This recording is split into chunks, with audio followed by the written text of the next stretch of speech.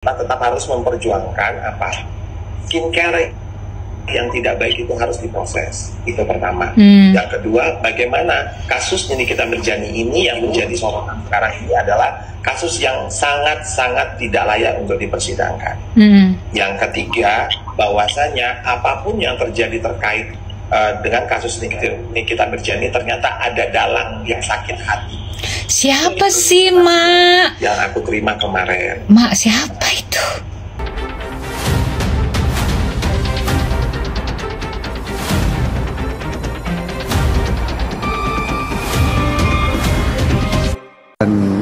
Penangguhan lagi atau gimana, Bang? Ya sekarang ini saatnya bagaimana pengacara Nikita Mirzani ini fokus kepada pembelaan nanti. Ini kan masih dalam pembuktian. Ya kan saksi fakta, ya kan saksi ahli. Nah di sini adalah salah satu hal yang sangat fundamental untuk menentukan apakah nanti Nikita Mirzani ini bisa bebas dari jeratan pasal yang didakwakan oleh jaksa penuntut umum gitu. Nah, dalam pembuktian ini, kemudian juga nanti dalam pledoi pembelaan, bagaimana seorang pengacaranya Nikita Mirzani ini dengan strateginya tertentu dia membuat pembelaan yang sangat nanti akan mengetuk hakim bahwa ternyata kliennya tidak bersalah gitu. Ini bukan pemerasan, ini bukan TPPU, ini adalah bentuk daripada perjanjian kesepakatan yang dibuat oleh Reza Gladys dengan Nikita Mirzani. Itu yang harus dibuat nanti, itu harus dalam pledoi nanti terus dituangkan sedetail mungkin tuh supaya harus diubar di situ, Bang. Iya, supaya hakimnya kebuka, 3 hakimnya kebuka bahwa ini memang deril. Ini adalah 1320 KUHP, kita pernah hukum perdana, perdata gitu. Jadi bukan pidana gitu. Lebih ke perdata ya. Perdata 1320 KUHP kan jelas kan? Perjanjian. Iya, gitu. Ini kan berkaitan dengan perjanjian, kesepakatan para pihak antara Nikita Mirzani dengan Reza Gladys. Kan jelas ada obrolan gitu kan. Kemudian ini mereka berdua juga bukan anak kecil, mereka sudah dewasa, cakap secara hukum. Ya kan? Kemudian yang ketiga juga objek yang dibicarakannya akan ada skincare. Yang keempat ya ini juga bukan klausul yang haram, ini kan memang ya halal lah gitu loh. Kalau memang tidak ilegal ini halal gitu loh. Artinya ini kan sudah memenuhi unsur syarat sahnya perjanjian sebagaimana dijelaskan di dalam pasal 1320 Kitab Undang Hukum Perdata gitu. Oke, Bang. Menariknya di sini artinya pihak dari kuasa hukum Nikita Mirzani harus memutar otak kembali ya, Bang? Oh iya, harus betul-betul fokus. Sekarang saatnya bukan fokus dalam penangguhan penahanan, tapi bagaimana dia melakukan pembelaan yang mematahkan semua apa yang didakwakan oleh jaksa penuntut umum nanti dalam pledoi. Harus dikanter semua tuh, ya kan? Dakwaan-dakwaan itu yang disangkakan tuh dikanter, ibaratnya supaya memang pasal itu nggak masuk. Ini bukan pidana, ini bukan perdata. Istilah kasarnya begitu dalam pledoi itu nanti. Dengan didukung teori-teorinya yang menguatkan, jurisprudensinya menguatkan bahwa ini tuh adalah bukan pidana, ini adalah bentuk perjanjian itu perdata gitu. Bang, ini yang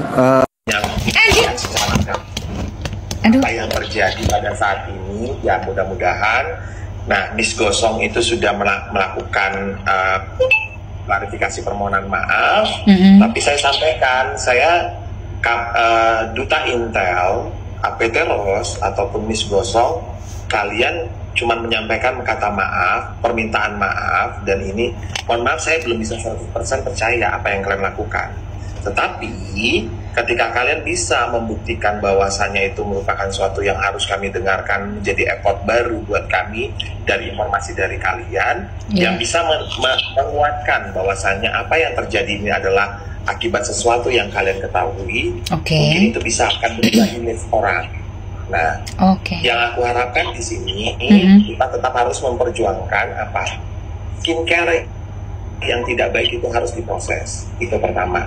Yang kedua, bagaimana kasus Nikita Mirzani ini yang menjadi sorotan sekarang ini adalah kasus yang sangat-sangat tidak layak untuk dipersidangkan. Yang ketiga, bahwasanya apapun yang terjadi terkait dengan kasus Nikita Mirzani ternyata ada dalang yang sakit hati. Siapa sih, Mak? Yang aku terima kemarin. Mak, siapa itu? Sepil dong, Mak, sepil, Mak. Sepil, Mak, tolong ya, Mak ya. Jangan disepil. aku doain aja. Ya. Enggak, Ma, tolong, Ma. Please, Ma. Spill, Ma. Tinggal buka aja. Itu udah beredar loh di YouTube loh. Udah beredar di YouTube loh cerita kami. Enggak, kalau di YouTube nggak puas, Ma. Nggak puas, Ma. Tolong ya, Ma. Tekan WA, oke. Ya, jadi sampai mereka itu pun menyampaikan bahwasannya Nikita Mirzani tetap akan ada hukuman juga. Jadi itu sudah dibicarakan di grupnya mereka. Nah, Tetap ada sampai saya bertanya terkait rekaman yang tidak diputarkan itu apakah benar, apa memang itu adanya, dan mereka menyampaikan itu benar ada.